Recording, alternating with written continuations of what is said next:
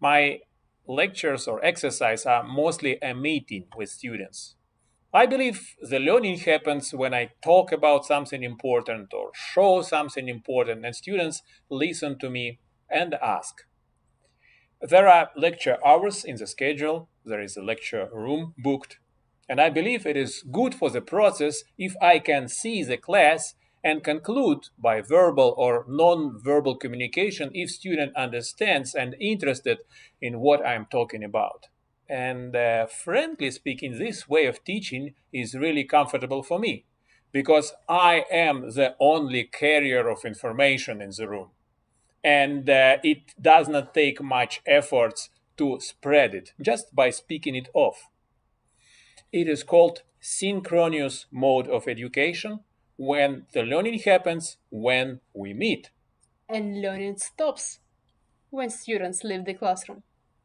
Moreover, the research tells that only 10% of lecture content is remembered straight after students leave the classroom, leave the lecture, and it's in the best case. So imagine how it's in reality.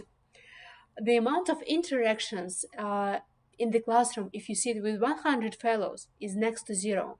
The interaction with other students is simply forbidden.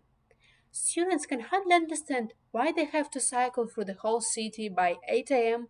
to listen to mostly a monologue that could be an email, or in the better case, it could be even a video.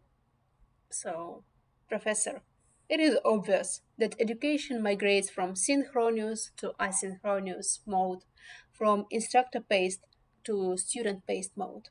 And here is why. It is less demanding in scheduling.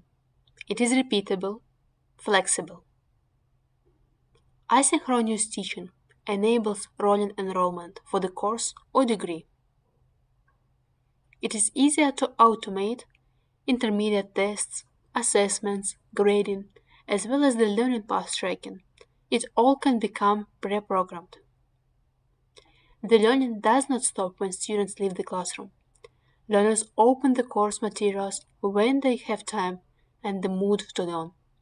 Efficiency of the learning is higher. I have to confess, it all sounds really, really logical.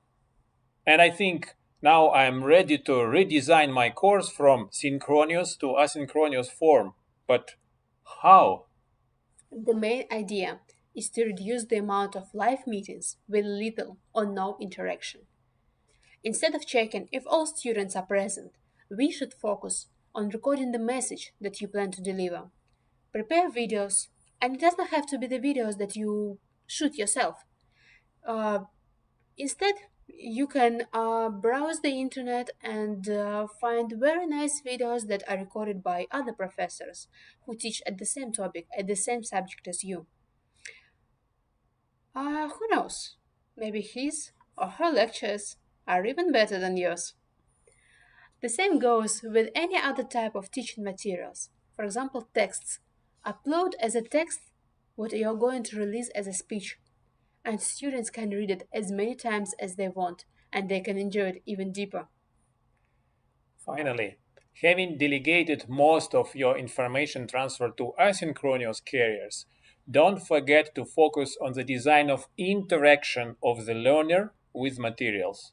Build the scenario of going through the materials because when the student is there, you are not. Make sure that all the interactions of the student with teaching components are counted and even in the best case assessed.